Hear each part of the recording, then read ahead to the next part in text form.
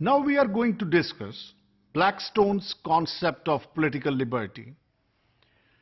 देखिए political liberty क्या है कि एक स्टेट है उसमें ऑटोक्रेसी ना हो, डिक्टेटरशिप ना हो, डिस्पोटिज्म ना हो और जो पावर्स हैं उनकी ग्रेविटी एक ग्रुप के पास ना हो।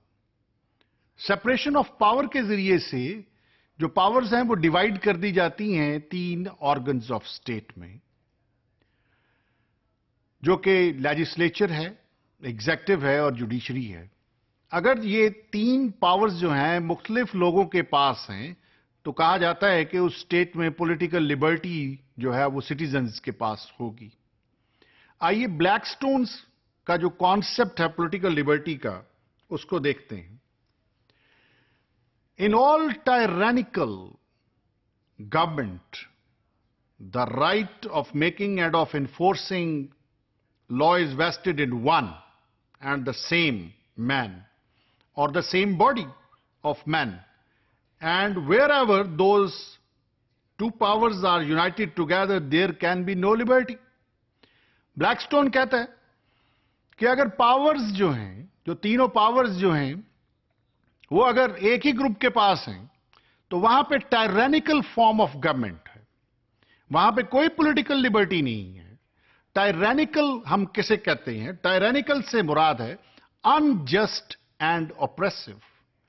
अगर कोई कंट्री है और वहां पे टायरेनिकल फॉर्म ऑफ गवर्नमेंट है, यानी जो पावर्स हैं वो एक ही ग्रुप के पास मौजूद हैं या एक ही बॉडी के पास मौजूद हैं, तो वहां पर पॉलिटिकल लिबर्टी नहीं है, बल्कि उस स्टेट को टायरेनिकल स्टेट कहा जाएगा। इससे मुराद है unjust and oppressive state of affairs. Now let's discuss John Locke's view on grasping power to make and execute laws in the hands of same persons. Ladies and gentleman, it may be too great a temptation to human frailty. Frailty कहते हैं कमजोरी को।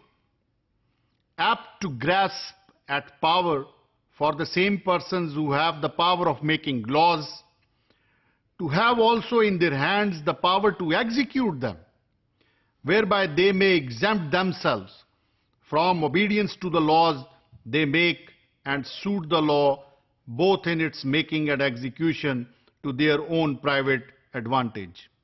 John Locke कहता है कि अगर law बनाने की ताकत और लॉ पर इंप्लीमेंट करने की ताकत किसी एक ही ग्रुप के पास है तो वो ग्रुप अपने आप को उस लॉ से इम्यून कर लेगा और एडवांटेजेस गेन करेगा जो कि अनफेयर होंगे। तो यहां पे तीन अल्फाज जो हैं वो इस्तेमाल किए हैं जॉन लॉक ने। वो है frailty, frailty means weakness, apt means quick और exempt mean not liable, free from. इसका मतलब यह हुआ कि जहां पर एक ही ग्रुप के पास लॉ बनाने की पावर है और उस पर अमल दरामद कराने की पावर है तो वो ग्रुप जो है वो अपने आप को हर किस्म की जो डिसएडवांटेजेस हैं या सब्जेक्ट टू लॉ होना है उससे इम्यून कर लेगा। Now I am going to discuss with you as to what Montesquieu meant by separation of power. That legislature and executive should neither have any control over the acts of each other, nor should they exercise the power of each other. Montesquieu कहता है कि legislature और executive जो हैं इनको ना तो एक दूसरे के काम में अमल दखल देना चाहिए और ना एक दूसरे के ऊपर जो पावर्स हैं उसको चेक करना चाहिए। Now I am going to discuss with you a question whether doctrine of separation of power has relevance in parliamentary democracies.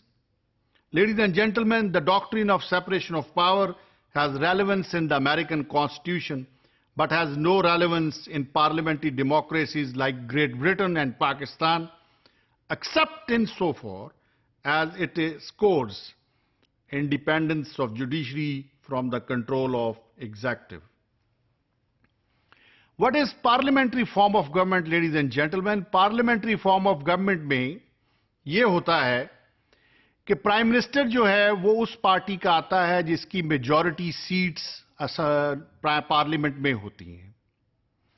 Pakistan में जो नेशनल असेंबली में सीट्स हैं वो उनकी मेजॉरिटी डिटरमिन करती है कि किस पार्टी से प्राइम मिनिस्टर आएगा। जो मेजॉरिटी पार्टी है वो लेजिस्लेशन भी करती है और मेजॉरिटी पार्टी का ही प्राइम मिनिस्टर होता है, और प्राइम मिनिस्टर जो होता है वो एग्जीक्यूटिव में भी सुप्रीम होता है।